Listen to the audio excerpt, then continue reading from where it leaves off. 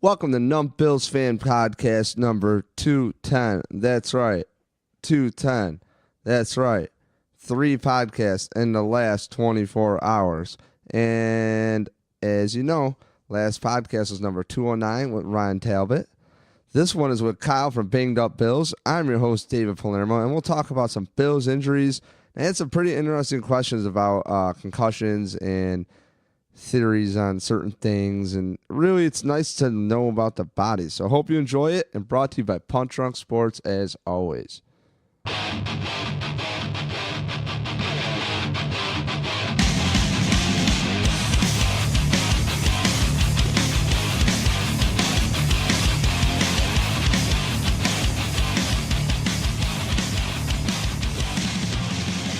All right, and on the line we have Kyle from Banged Up Bills. Kyle, where can we find you on Twitter, and what have you been up to? Give us all the injury updates, everything, whatever you want to talk about for the next couple minutes, and I'll just rebuttal on you. All right. You can find me on Twitter at Banged Up Bills. And I'm usually always able to answer most of the questions on there. And that's where you're going to find most of the live game tweeting and injury thoughts throughout the week. Injury roundup. If you guys want to read this, and in case you can't listen or whatever reason, this is under my most recent article on Banged Up that have been happening. Most notably, the 2 concussions sustained by Tremaine Edmonds and Derek Anderson. As they're on a short week and they haven't practiced the past 2 days, their hope that they're going to play on Sunday is minimal. They both could play if they were cleared by the independent neurologist. However, with that short of a turnaround time and with how concussions are, usually they take about a good week in order to recover fully. We did see with LaShawn McCoy, they did take about a week for him to recover. And thankfully he had the extra day to get back in shape with regarding the concussion. So he was cleared the Saturday, and then he had to play on Monday, though he was minimally effective with the yards he had. Some other injury news that we're seeing there. We saw that Corey Boroquez, I think I pronounced that right, and Taiwan Jones both were sent to injured reserve. Hypothetically, they could return later in the season. However, I think that would be like week 17, which I don't think would be necessary at that point. Boroquez suffered a shoulder injury in the Titans game on that fake field goal attempt, or some of the fake field goal, but the fake conversion. Oh yeah, it was. Yeah. So he got slammed down hard. He looked like he had a slap lesion, which is just a fancy way of saying he tore his labrum up in the upper portion. So it's a superior labrum, anterior to posterior. So basically he just tore the top portion of the labrum based on how he fell. There's no set thing saying he did do that, but based on video, that's what I'm seeing. He was seen wearing bracing and extra padding on that area the next few games, and he had some trouble handling the ball. I noticed Monday night. I don't know whether the injury progressed to the point where he said that he could no longer play, or if the coach just said, hey, let's shut this guy down, get him surgery, and then get him ready for next year. If you recall, Zay Jones had the same type of surgery last year in the offseason, and he was able to return. He had having other issues unrelated to the shoulder. But the recovery time is about 6 months for that type of injury. So I think they're looking at, with him being as young as he is, let's get them having surgery and get him back to 100% as quickly as possible. Right. As for Taiwan Jones, I have no idea what he did to his neck. There are reports out there that he suffered a neck injury in the Texans loss. I reviewed film several times, and while there are several times where he did get hit, there wasn't anything where he was laying down on the ground. He didn't have any trainers attending to him. He didn't have anything that looked out of the ordinary. So I have no idea what he's dealing with. If somebody has sharper eyes than I do, I'd love to have them take a look at the film, but I don't know what he's dealing with. But apparently it's severe enough where they're saying go to injured reserve. This is the second year that he's been on injured reserve. as he broke his forearm last year. Other injury news, Trent Murphy's dealing with what I believe is a right MCL injury, so it's a medial knee. He suffered that late in not the most recent game, 2 weeks ago. Might also have been the Texans game, but considering he's had his ACL and his other knee being the left knee, and he had the history of the groin issue from the preseason, they're not going to try to rush him back. I would not expect to see him back until after the bye week.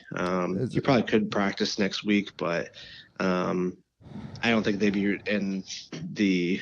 I don't think it'd be in the best interest. Like how serious, as a Bills fan right now, I'm just like crushed hearing that, because he got healthy, he turned it on after a couple weeks. He seemed healthy first 2 weeks in the season. After, like, it felt like game 3 he looked good. And dude, he's really growing on me. Even started too late. I've not shredded, just said I don't like the contract for what he does, but it's really not too much money actually.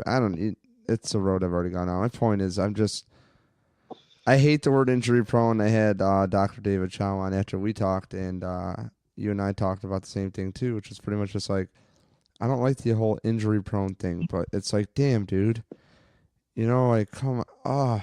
It's like, I don't know if these guys just work too hard. Is that it? Do they work too much, or they not work enough? Do you think there's a thing to football shape? I do. I felt like that's what training camp is for. So when you miss it, you're going to have these soft tissue injuries, I think, a lot more, correct? In the case of Trent Murphy, early on with the groin injury, I think that was due to him just not being 100% ready. Trying to push it too much a little bit? A little bit. And then, then he had the groin injury. He came back a week later, and I think that's where he got into problems where he kind of tried rushing it. And then that's where he ended up missing the whole preseason. So you could see in the first few games, he was struggling to kind of move around more effectively. And he finally got into game shape there. And he was actually producing quite well. In the case of his most recent knee injury, though, he was kind of hit from the side late in the game there. So the speed that sets in, and then this is how he was hit. There wasn't anything that he could really prevent against that at that point, because those contact injuries, hey, contact happens. But unfortunately, that's just kind of what happened. And I think if there's been other players, he could have come back a little bit sooner. But considering they don't want him favoring that left leg, due to the right leg being injured, they don't want another ACL injury to occur, since he's still at a pretty higher risk for re-injuring it. Can I give you an example of what I think goes on? And you can tell me if I'm wrong, since you actually are in the medical field and I'm not. So I'm going to try to layman's term this, okay? So I refuse to wear work boots at work, and I'm a contractor technically. So I do drywall, and the nails will go through a sneaker if you stand like butter, dude. And it's not the actual wound that hurts.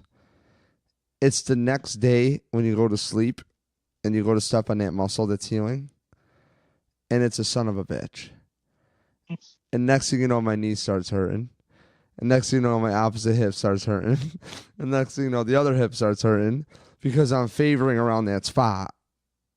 And I feel like that's what happens with athletes. It's always been my theory, but on a hyperbole. No, it's a good theory, because if you do injure one body part, it can affect the other ones. I like to compare the lower extremities, which are the legs, to a chain link, if you will. We all know that if there's a weak link in the chain, it's going to break. Well, same thing with the ankle, knee, and hip. So if we start seeing where there's a weak area or injured area in this case, you're going to start seeing the ankles and hips start compensating for the fact that body part is injured. In the case of Trent Murphy, his knee. So you're going to start seeing compensation patterns. You're going to start seeing players move around differently as a result of that.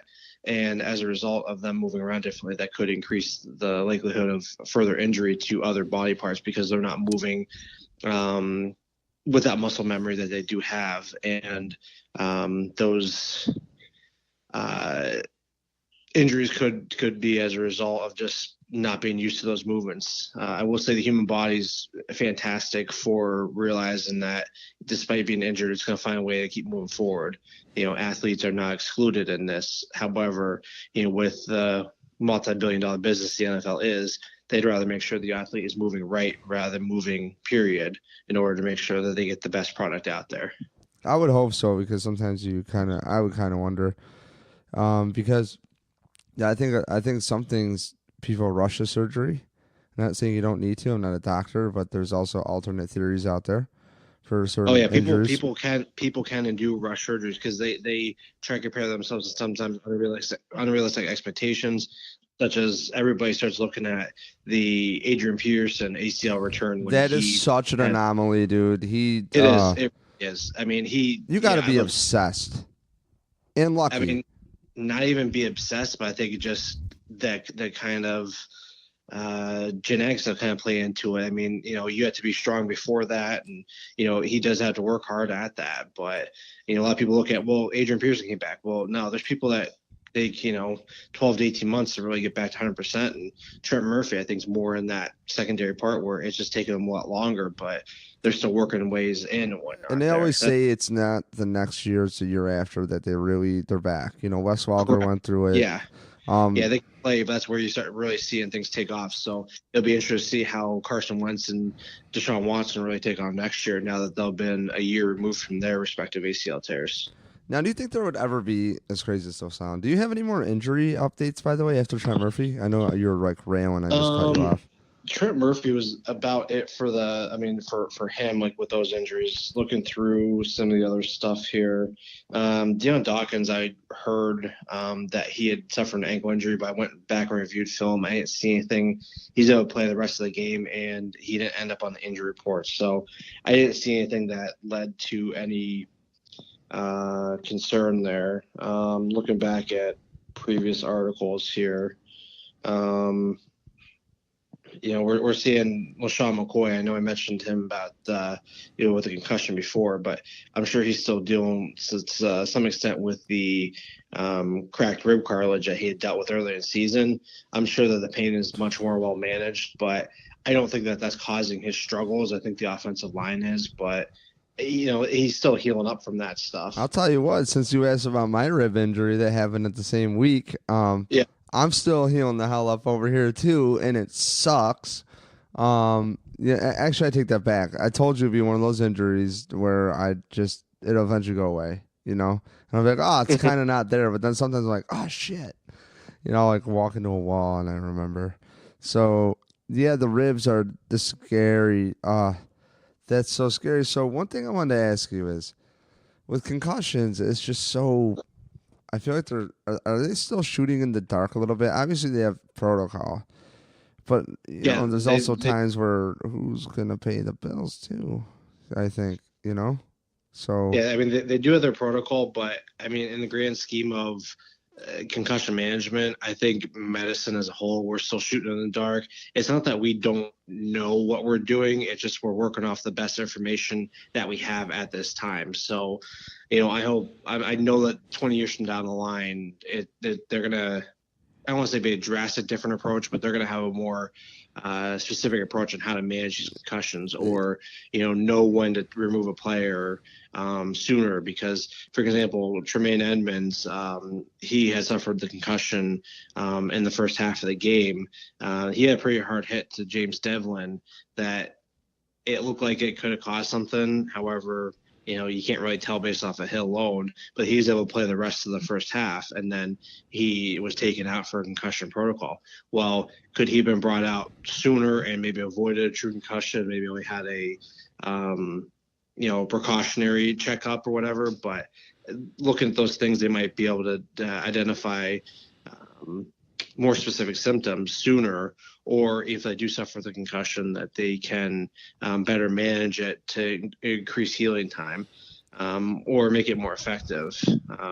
Unfortunately, you can't speed up injuries because you need to heal up and whatnot, but hopefully they'll be able to start trying to identify more specific measures to help clear those injuries up, such as concussions. But it's a tough thing to deal with. I've dealt with them as a therapist, and each one of them is truly individual. I used to ride BMX a lot, and I wrestled, so I didn't get my head beat in too much. Mm-hmm. And obviously, just like neighborhood football, that's pretty much was it. But like, neighborhood football is kind of bad because you still want to fuck everybody up. You know what I mean? Like, yeah. And you always had our one friend Tim with his cheap shots, and I hated it, dude. And we could be playing in the road, just I don't know where blindside, dude. Stop, man. Like someone's just gonna stomp on your face, and you're gonna be really concussed. And it's like, when you're a kid, you hit your head so much. Mm-hmm. And even with my helmet, I had a situation where the reason I have a retainer on my mouth because I have a missing tooth is because I was concussed, and I went off like a 6-foot quarter pipe, pretty much tried to stall in like a 4-foot box on my BMX bike, came in and like double case. I was kind of lazy. I sucked anyways. I was 18, Mm-hmm. and pretty much like my hands went underneath my bars, and my face broke my fall, and it split. They thought I broke the palate in my mouth. Yeah, dude. That's been tough to do. I guess I blacked out, and I'm not much of a drinker, and I've tried to get ham, but like I don't black out. I kind of remember everything that happens. And so my friend said after I hit, because I was ripping on him. I don't want to tell you the story. I might as well finish it. So what happened is I ripped on him earlier. Oh, dude, you cut your chin. He like had a thing on his chin. He goes, so I have like a pool of blood coming from my face on the ground. I'm just like laying there, and he comes up. How'd that feel? And like I didn't move, I guess. And he's like, oh shit. So I came to in the hospital when a dude's putting stitches in me at the U of R at Strong over there. And I'm like, holy fuck. And I came to when they're actually like stitching the gums back into my mouth. I'm missing a tooth. And I guess I blacked out and like kind of like panicked and raged, and I woke up and was like going nuts. And honestly, I have some probably anger management issues here and there, and I'm a lot more outbursty, and I almost wonder, from BMX, from falling off a lot of shit, from hitting my head on a lot of things, always being very active, riding jet skis where my brain is constantly bouncing around, dirt bikes, whatever it is.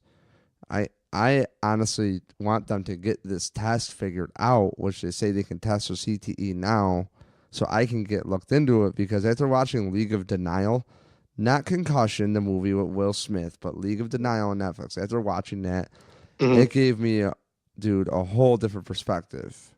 A whole different perspective on it. And it's honestly a reason why, like, I love boxing. I believe our friend Joe Riverside in Buffalo listens to this. He has a boxing club. Fuck, I'm such a dick. I don't even know. But I gotta look it up while we talk. But it's like I would love to train. I used to train at Future Boxing over here in Rochester, and with the trainer from Charles Nashville the Murray over here, and it was really awesome. It's just like even sparring, dude. I don't want to get my head bashed in. It's like really scary. But if I knew that there was a way to heal it, and it's something where, if I'm not mistaken, something crystallizes on the brain, I would love to, really try to figure that out, because it's so sad, because football is such a great game. And when you watch League of Denial, I know I'm kind of ranting here. When you watch League of Denial, the problem with it is it sheds light on how shady business deals are, and it's like the lawyers of the NFL and even their doctors are just denying concussions left and right. And by the way, it's called the Buffalo Boxing Club. Just opened up. Check it out. The Buffalo Boxing Club. Joe will be on the podcast soon. Joe Riverside, hardcore fam out there. But you know what I'm saying, though? It's just like it was just really gross, Kyle. I was so disappointed in them. I couldn't believe they did that.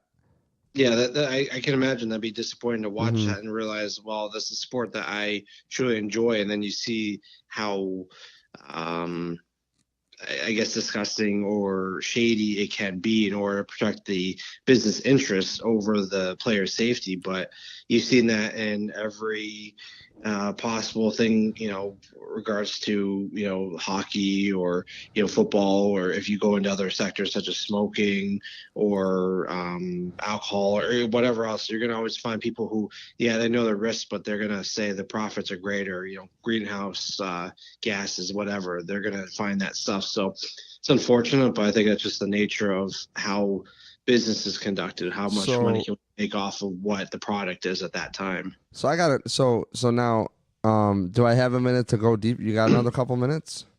Yeah. Yeah. Okay. Okay. Of course, my dogs decide to walk around right now because that's what they do in the other room. But so we were talking about the concussion thing and like how they're very, they want to cover it up. Now the next, not cover it up, but it kind of seemed it. Did you watch that movie or that documentary? No, I have not, but I'll But definitely have to. you know the story though, right? Where it's a doctor that has no investment in football. He discovers it. I believe the guy's last name was Webster. Played for the Steelers. Yeah, And, Mike Webster. Yeah. yep. And so it the thing that really now I was a late bloomer to say cannabis. Okay, like really late. I've always been really conservative about it, not about it. I grew up around drugs growing up in the rock scene with family members and stuff. So I don't really I did not really gravitate towards that stuff or even alcohol.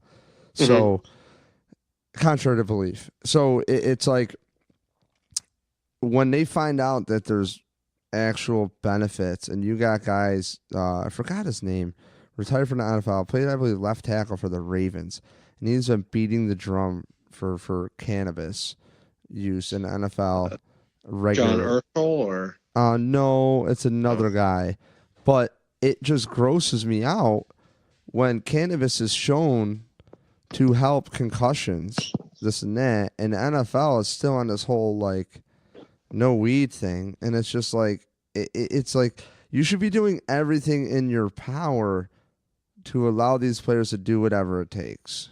Do you know what I mean?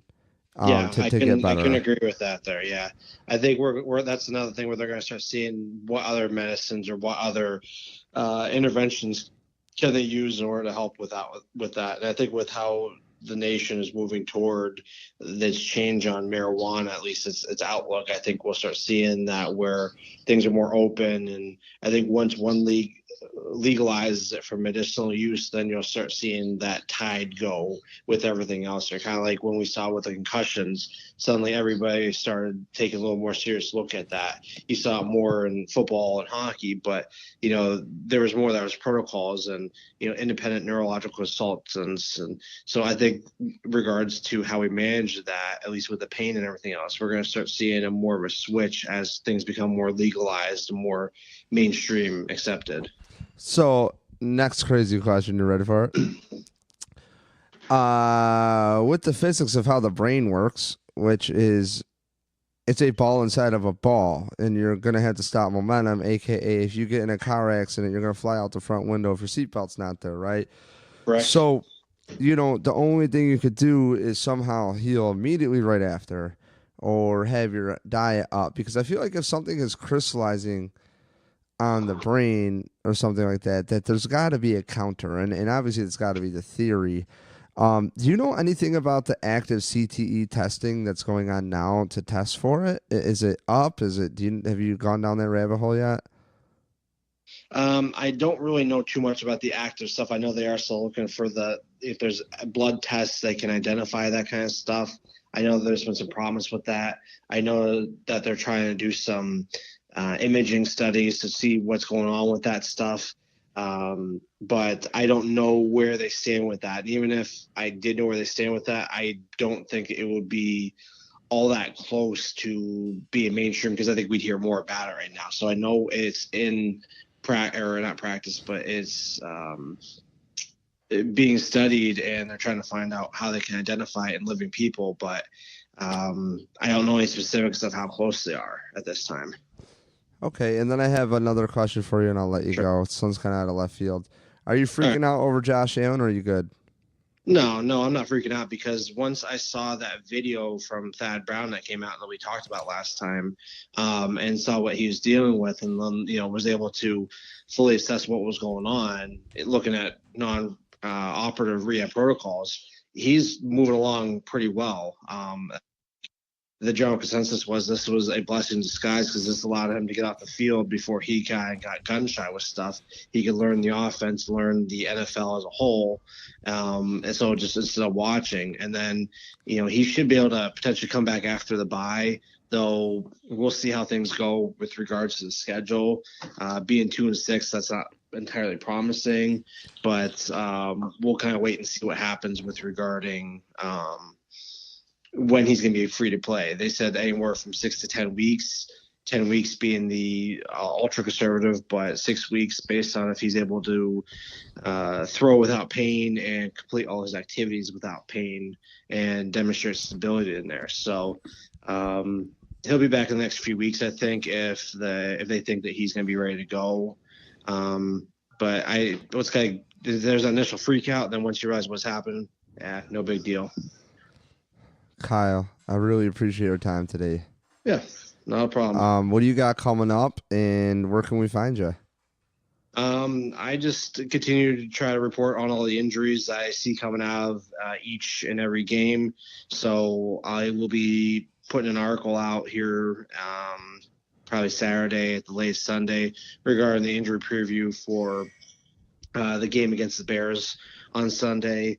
Other than that, I keep on reporting anything new regarding the team, injuries, and any updates such as that. And once again, you can find me on Twitter at Banged Up Bills. I'm on Reddit at Banged Up Bills, on Facebook, Banged Up Bills, and then the website, www.bangedupbills.com. So I'm more than accessible. I'm willing to answer any questions people have. And, if anybody wants to know more about an injury, I'm certainly, either point you in the right direction of what you can find, or if you want a little more detailed analysis, I can try to point that to you. I will make one note. I can't diagnose without evaluating you, but if you start describing some stuff, sometimes I can kind of give you some ideas, or at least who to go to, but I can't tell you exactly, hey, I have this, and this, what do I have? Right. I mean, that's just more of an ethical thing, but, I'm so more than willing to talk with people and at least maybe try to point you in the right direction if you got questions about something you're dealing with. Yeah, I think I honestly really would love to, if you're down, I'd love to talk to you regularly like we talked before, because there's so many interesting, I don't know, never thought I'd actually get into my body. My wife does yoga. She's gotten me into it.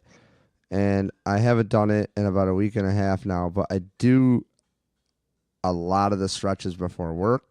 I do a lot of the stretches at work. I do a lot of the stretches before hockey, after hockey. And it's just been a game changer. And I've been so curious about my body. And at 34, I feel like I'm in the best physical shape of my life, but I'm a little bit too skinny, I think. I got to get some more energy. I want to get some blood work done one day and just see what I'm lacking. Because nutrition's kind of become a very important part of my life.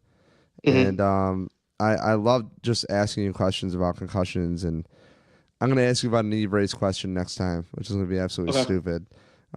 So yeah, dude, thank you for fielding the conversation. This is cool. So appreciate it, Kyle. Of course, not a problem. Anytime. All right. Thank you, Kyle. All right. So that was Kyle from Banged Up Bills. And really, there's so many people to talk to that I've been wanting to talk to. Last podcast, which was about an hour ago, was with Ryan Talbot from New York Upstate. And I can't thank Ryan enough for coming on. Connected with Ryan a few years ago. And Ryan's really cool because he labels where he started, how he came up, and he just started on Twitter, and somebody had a thing for writing, and he submitted and just went through the process. And now he writes for NewYorkUpstate.com. And Kyle Banged Up Bills is the injury spotter for Dr. David Chow, who we had on, who was the San Diego Chargers head doctor for 17 years. He talked on that podcast, if you missed it, about putting Drew Brees' shoulder back into place. So look for the podcast, Dr. David Chow. Really awesome conversation. Actually shot him a text today, Dr. David Chow, because he said he knew Buddy Nix. So I was like, dude, I would fly to interview Buddy Nix wherever he is. He could be in Alaska. and I would go fly to interview that guy, the former general manager of the Buffalo Bills. If anybody knows Buddy Nix and can get me in contact with Buddy Nix, holy fuck. I want to interview fucking Buddy Nix. Just saying. Seems like a funny dude. And I just want to do it. So if anybody has anybody they want to shoot my way to talk to, like I always tell you, I'll talk to a fucking traffic cone. I'm about to start talking to this pen over here. Ask how its fucking day went. So I had a great time again talking with Kyle. I had a great time talking with Ryan Talbot from New York Upstate. Talk with Mike Smith, our friend, the loudmouth Mike Smith regularly. Love Mike. Sometimes you don't stop when he's hammered, especially. But he's great. And, so keep it real. Check numbillsfan.com and subscribe on iTunes. Also, don't forget Instagram. If you want instant thoughts on Instagram, follow the Instagram, numbillsfan on Instagram. And always a graphic up whenever something goes up, so you know. And also on the live feature, maybe I'll have a quick thought here and there, or I'll type something up and just screenshot it and post it. So if you want the breaking news, that's my favorite platform is Instagram. Twitter's kind of like, I don't know, it's boring, it's dry, it's like reading a fucking dictionary. And really the only good thing about Twitter to me is it's just instant news. So if you want to see the latest tweet, it's like every platform has a cool reason, and honestly making content is cool. I love making content, but it's a lot of work to promote it across Twitter, across Instagram, across your own website, across Facebook, into Facebook groups. From there, get involved in conversations. And yes, it's a labor of love. That's what this stuff is, That said, it's like, damn, I wish it was just like an end-all, be-all, and I really think that's going to be numbillsfan.com, because I've even thought if anybody's down to have our own message board and doing things like that, but then I would have to find somebody to moderate it. I'm not sure how into it people would be. But for me, I think it's interesting all the different platforms you can promote to. So that said, for any listeners out there, if you want your fastest Bills information, just Twitter. And what you do is just, type in hashtag Buffalo Bills or Buffalo Bills and then hit latest and then hit top. So you can scroll between those. Instagram isn't so much. People are kind of late to the game in Instagram. I've been telling people Instagram is a way to go for 2-3 years. People don't want to believe me. But look at all the ads that are going through your Instagram. It's a picture. What's the first thing we know about pictures?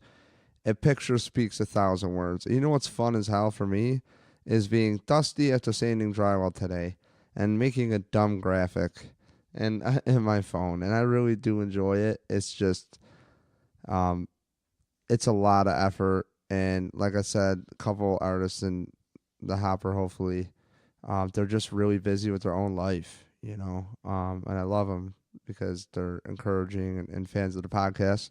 So it's like, I can't wait to collaborate.